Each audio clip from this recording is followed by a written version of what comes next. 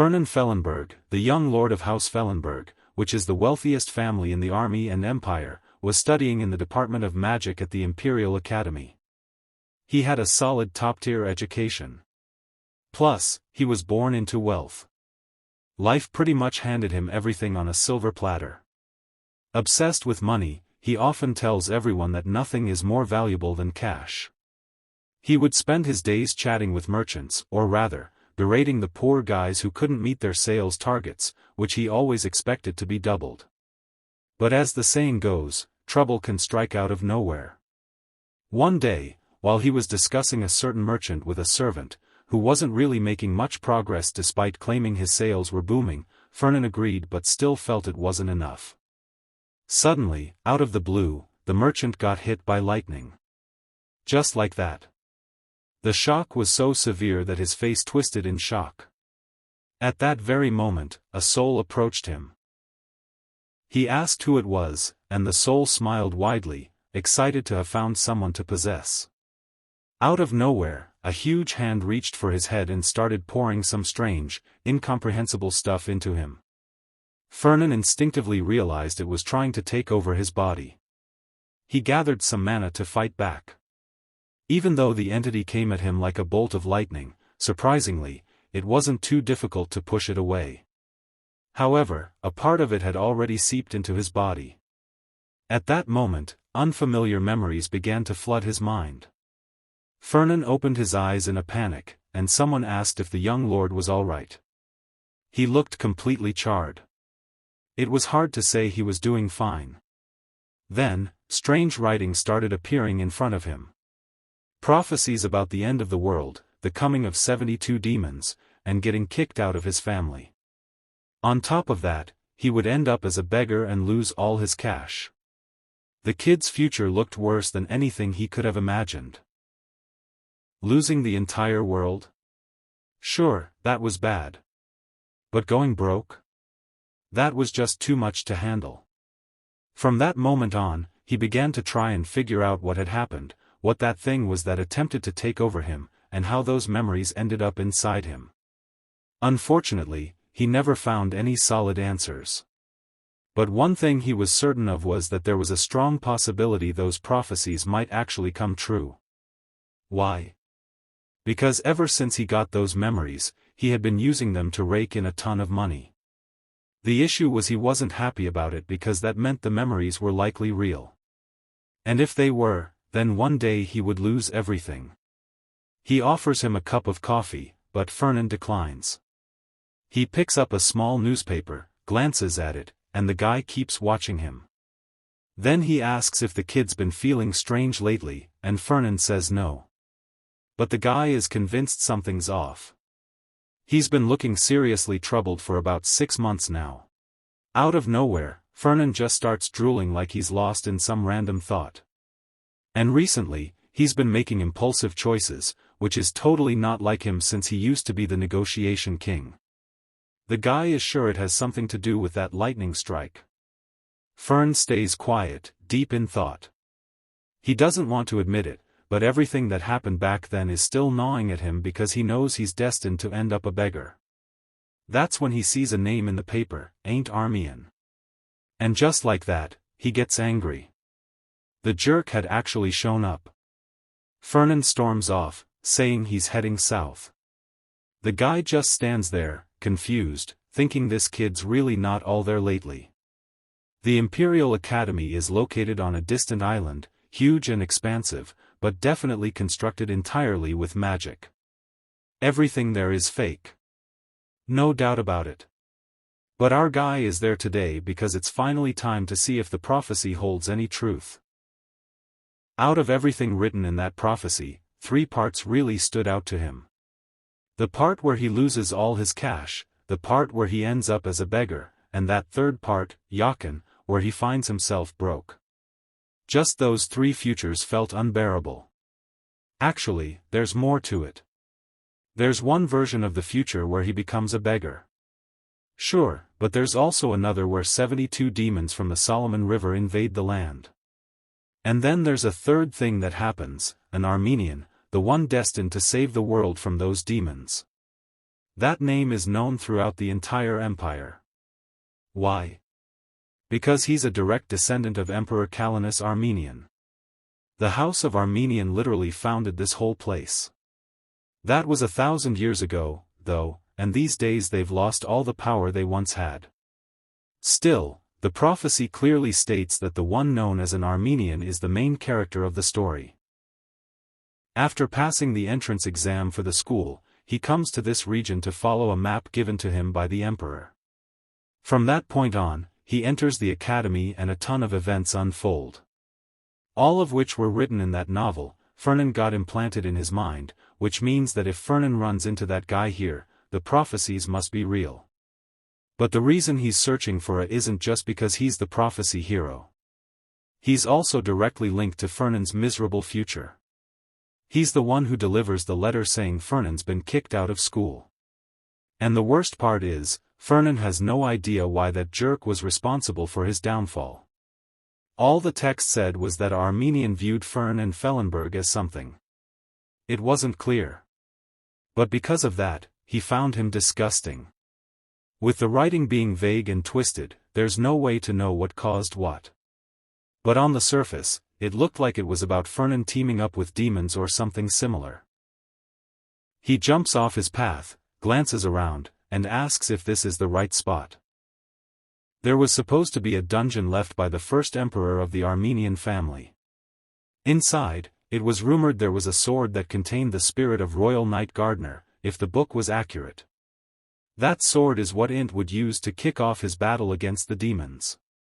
If it weren't for that kid's fate to save the world, Fernan would have already taken him out. Especially since that guy is the one who causes the future where Fernan ends up homeless. But at that moment, he catches a whiff of something odd. Blood. He looks to the side and spots a plant soaked in bright red. Just like the tale mentioned, he ran into a croaker before reaching the dungeon. These creatures are the top predators of the swamps. And Fernan, who just joined the academy, didn't stand a chance. And with that, it was becoming increasingly obvious. The prophecy was beginning to unfold. Just as Fernan decides to peek inside the dungeon, that jerk Ain't Armenian suddenly appears right in front of him. Fernan quickly asks what he's doing there instead of taking the academy's entrance exam like he should be. Wants to know how Fernan even recognizes him, and Fernan replies that everyone knows who the emperor's descendant is. But the blonde kid has no clue who Fernan is. Fernan introduces himself, and it seems he doesn't have the greatest reputation. The blonde kid looks shocked and asks if he's that notorious Fernand Fellenberg. Fernand's face falls a bit, and he tells him to show some respect. Then he inquires if he's injured because he fought a croaker. A admits yes, he's covered in blood. Right then, Fernan throws him a high-grade potion and mentions that it's worth 10 times more than a regular one. A is about to say he can't afford something like that, but Fernan tells him to chill. He's not the type to be in need of cash. Yeah, take that. Total embarrassment for the poor guy. Then Fernan mentions that the kid has royal blood. He believes this could be a good investment. The blonde kid looks at him for a moment, considering that maybe Fernan isn't as insane as the rumors suggest. He expresses his gratitude, but Fernan's already realizing that this kid is starting to cost him money. That potion was ridiculously pricey. So he begins to lecture him, ranting about how precious that potion truly is, and tells him he owes him a favor for life. Then he waves goodbye, and the kid stays there, still thanking him, promising that one day he'll return the favor. But of course, Fernan is just standing off to the side, watching in agony as the jerk downs a potion that cost him countless hours of work. Not long after, the kid enters the dungeon, and Fernan follows him. He can't believe it, but there really is a dungeon in such a remote area. What puzzles him is the number of magical lamps still functioning inside. When he picks one up, he realizes it's a special lamp that absorbs mana from the surroundings to remain lit indefinitely. That thing's worth a fortune. And of course, since ends broke, he didn't even think to take it. Or it shows how naive the kid is. Fernan recalls from the prophecy that this boy enters this place while severely injured. He starts gulping down weak potions to keep himself going, but the issue is the kid's practically holding his ribs together with one hand. Those weak potions aren't helping at all. Still, the stubborn fool pushes on.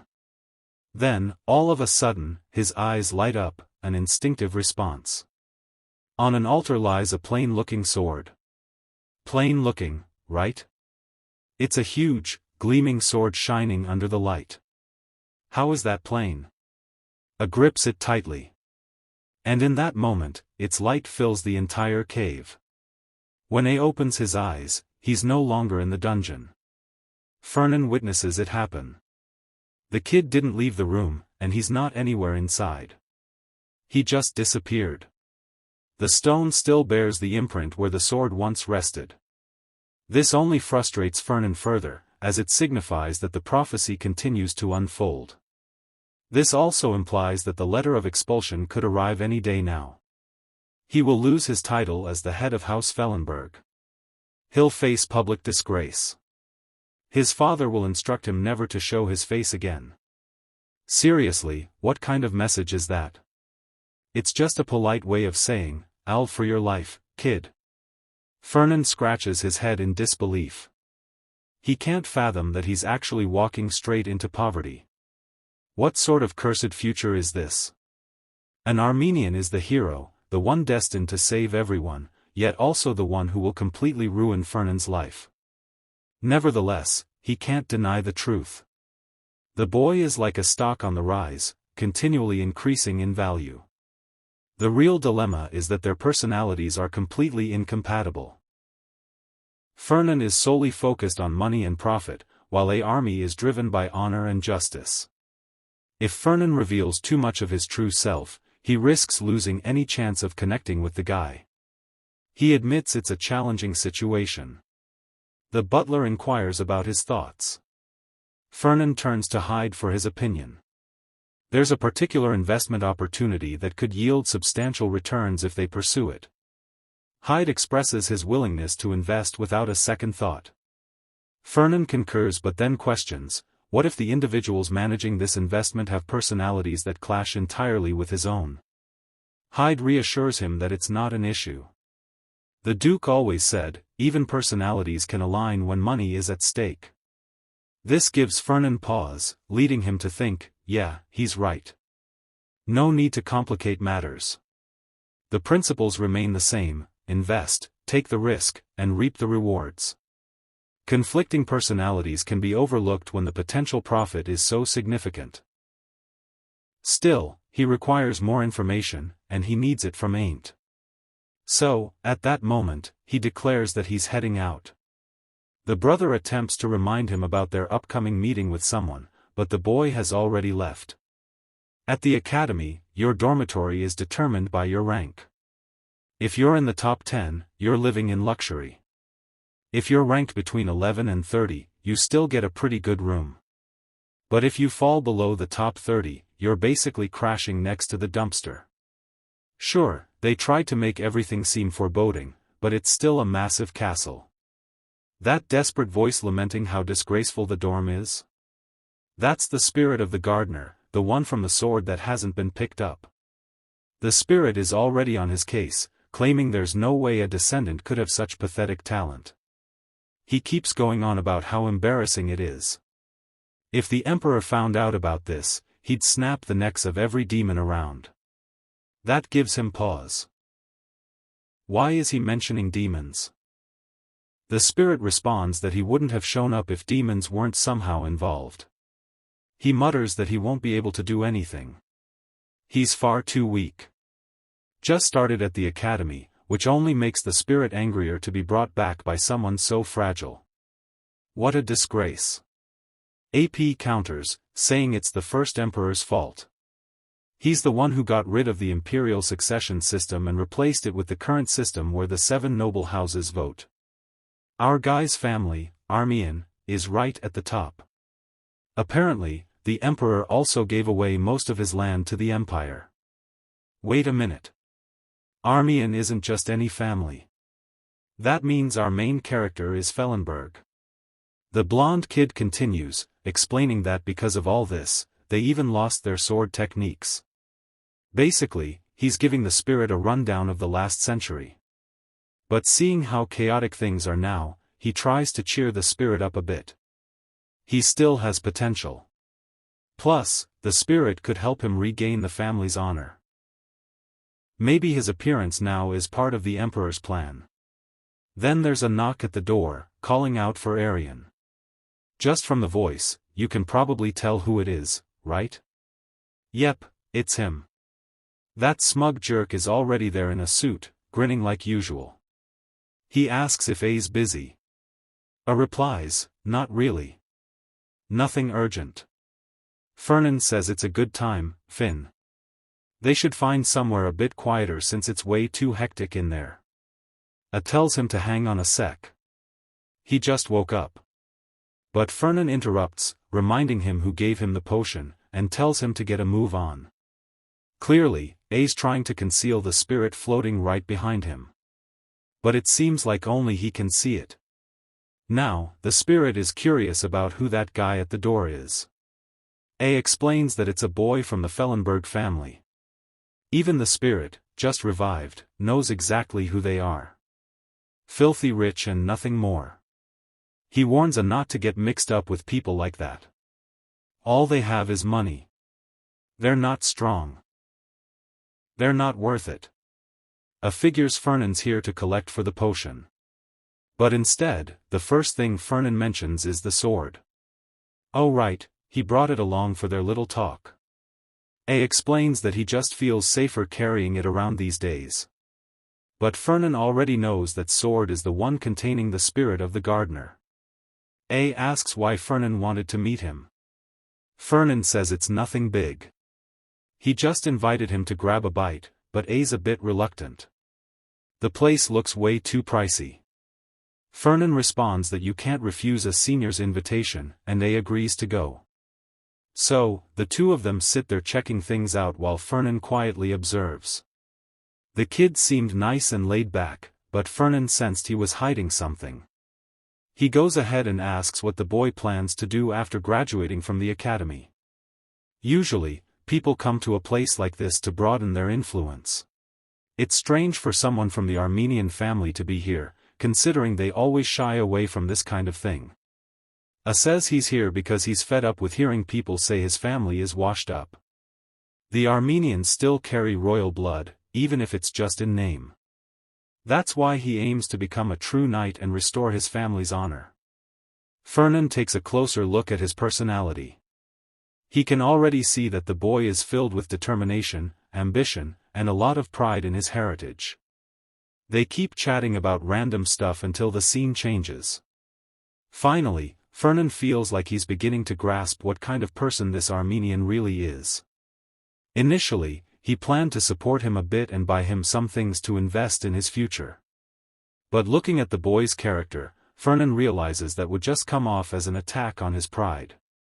This kind of investment needs a push-and-pull strategy, similar to a relationship. You give a little, then hold back, then give a bit more, and hold back again. He understands that with someone sensitive, the only way to build trust is by gradually earning their loyalty. And only when the timing is right will he reel him in. Just then, the butler arrives and asks where he's been. Fernan inquires if they've talked to the Birch yet, and the butler replies, yeah, the Birch girl he needs to discuss that whole merchant issue with has actually been waiting for quite a while. Fernan completely forgot about her. The butler mentions that if he had known she would take this long, he would have told her to come back later. But she chose to wait, and it's been 3 hours now. She probably thinks Fernan is deliberately stalling to make her give up. To which Fernan responds that honestly, that just makes things easier. If she's feeling discouraged, it'll be even simpler to crush her. Whoa, easy there, kid. He chuckles and says that either way, he still needs things to go smoothly with the Burvs. Then suddenly, he feels something odd. The butler asks what's wrong. Clutching his head and feeling a bit off balance, Fernan says it's nothing, just a strange headache. But of course, something new pops up. Something about an aquamarine and a noble still being alive. Something like that. Actually, it's about a girl with chestnut brown hair and aquamarine-like eyes. But beyond her beauty, the best way to describe her is by her noble presence and unparalleled sword skills. Her sword twirled in the moonlight, and it said that if her shackles were ever broken, she would be able to spread her wings once more. Those shackles belonged to the Fellenberg family. Now, Fernan is starting to understand why Ain't ends up despising him in the future. Apparently, he's going to have some kind of connection with this blue-eyed girl, and Fernan seems to be a complication in her life. Fernan mutters a curse under his breath, and the butler thinks it's aimed at him. Then we switch to the girl, sitting there, pondering about Fernanden Fellenberg. Why on earth did that jerk call her over just to leave her hanging for 3 hours? She doesn't even have a phone to scroll through TikTok or anything. She's drowning in debt and wondering if he thinks this will wear her down. Meanwhile, Fernan is right behind her, quietly observing as the poor girl continues to wait. From afar, he can sense her fury. It turns out the Burka family, her family, hails from a remote northern city. They used to protect that area, but after a huge monster attack, they were nearly wiped out. The fortress they built was completely obliterated, and now they're desperately trying to gather funds to rebuild. They even sold some kind of golden patent that granted specific rights, but it wasn't enough. And the one who came to their rescue, the one who lent a helping hand, was the head of the Fellenberg family, our boy's father. But of course, he didn't do it out of compassion. The Fellenbergs had always been skilled in magic, but swordsmanship was a different story. And the Bereaves, with their impeccable sword technique, were struggling. It was the perfect chance. Starboy's father offered them a loan, one they'd never be able to pay back. The birch managed to escape destruction, but now it's slowly fading away under overwhelming interest. This was the ideal moment to apply pressure and compel them to share their magical sword skills. However, the issue with the Bur now is her. She's the one who eventually becomes an Armenian's lover. Her potential, intelligence, and looks are all outstanding. The only thing she lacks is money. Considering her talent and her ties to Int, all Fernan needs to do is ensure she doesn't despise him. So, if he enters the room and mentions she arrived earlier than he thought, he apologizes, claiming he got sidetracked and never intended to keep her waiting. She tells him not to worry about apologizing. Her time has already been wasted. He insists again that it wasn't intentional. She responds that fine, she'll act like she believes that. He starts to say something, but she interrupts him. She wants to know why he wanted to meet her in the first place. Fernan answers, making it clear. Sure, theoretically, this is when he should be asking for her family's sword technique, but right now, his main aim is to get her to at least tolerate him, maybe even like him. What's he trying to do, charm Lou and Birch? Seriously, she's meant to be In's future girlfriend. Well, the future is the future, right? Wow, that's harsh. He begins discussing something about the class hierarchy between knights and the magic department, but she cuts him off before he can finish. She tells him she already knows he wants her to be his partner. But why would she agree to that? Being his partner is pointless. As the second-ranked student in the department, she'd be much better off teaming up with someone in the top 10, not someone like him. But then he says, if you stay partnered with me for 3 years, I'll wipe out your entire debt. On one condition, she has to accept him as her sponsor. He's really trying to win her over. She asks why he's going to such lengths. He replies that this class stuff is crucial, but she still doesn't understand. Not only does he want her as a partner, but he also wants to sponsor her. Maybe he doesn't realize it, but she's on a scholarship at the academy. Everything she makes goes directly to her family. She lives more modestly than most of the other students. Modestly, huh? Sitting there in a fancy chair while a woman adjusts her outfit. Oh, right. She doesn't buy her clothes. The women make them for her. Got it. Fernan tells her to stop overthinking things.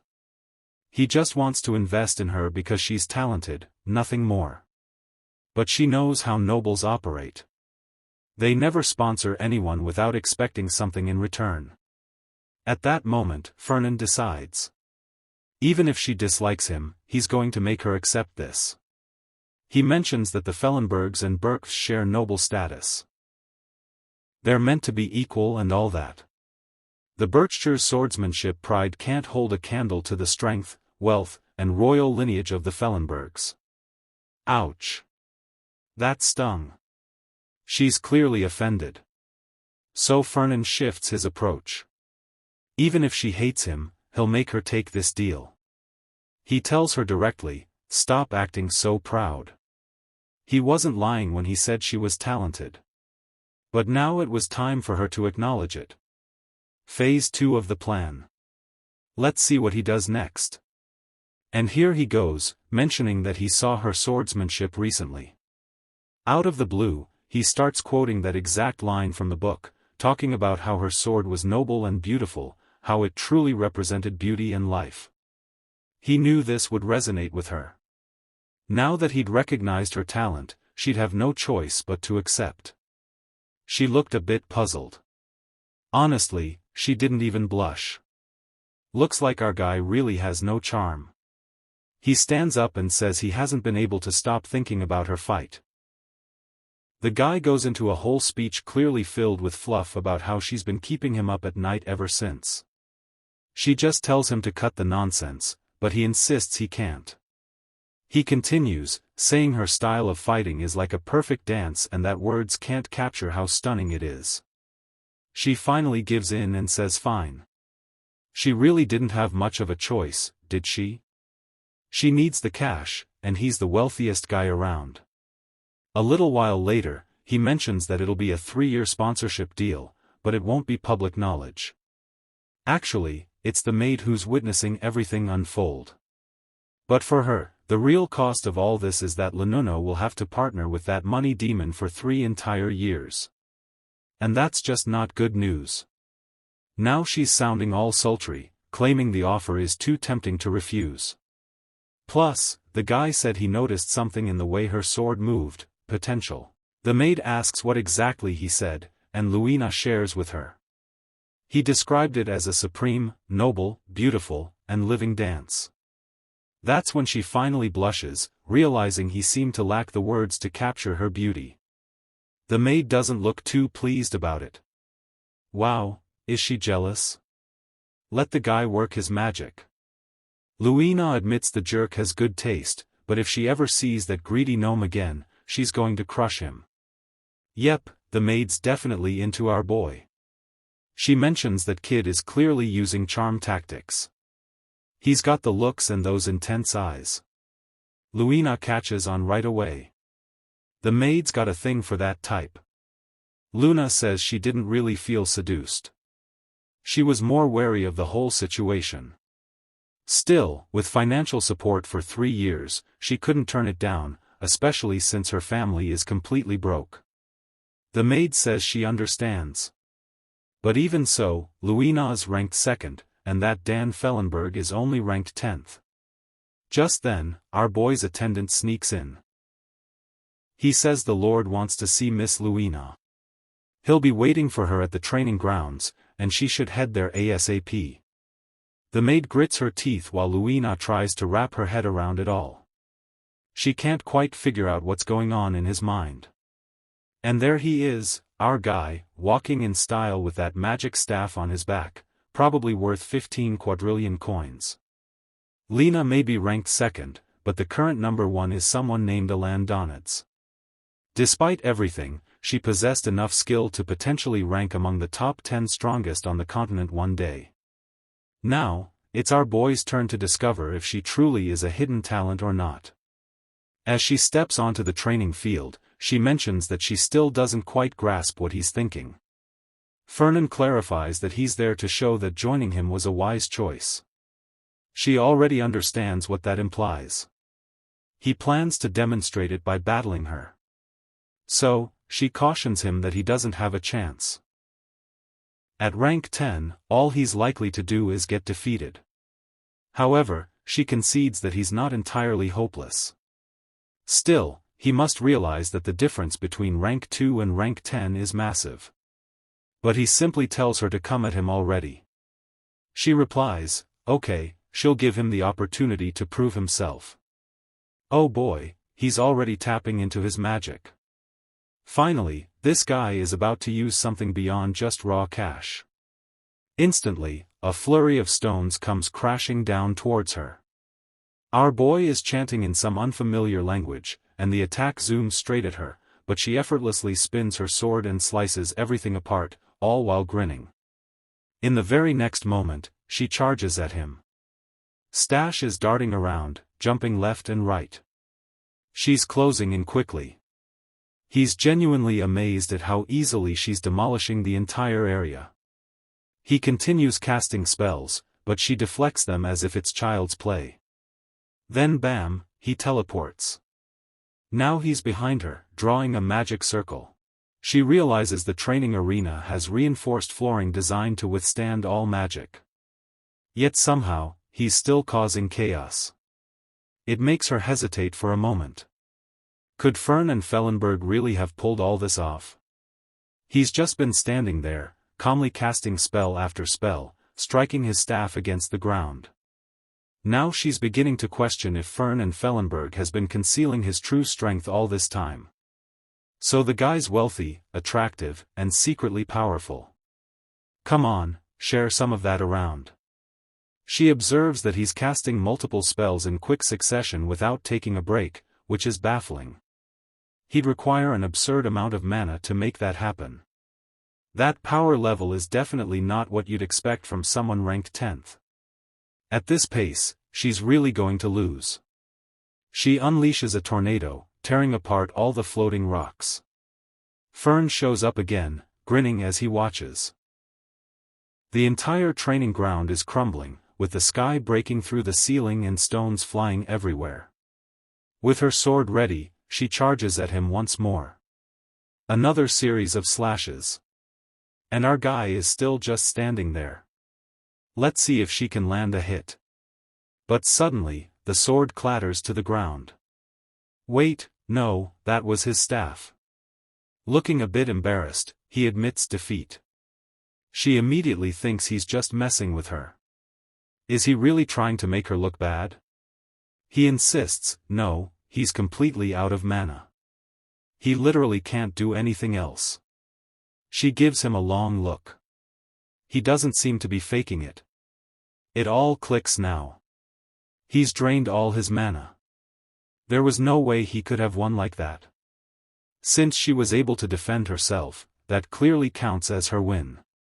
But still, she feels a bit uneasy. Something about the whole situation just feels off. Then Fernan says he has something for her. Yep, this is her reward for beating him. A box of chocolates. He knows she loves them. Apparently, his family makes some of the best chocolate around. He's confident she won't refuse it. And if she's not into that one, he could always get her some Kraken chocolate instead.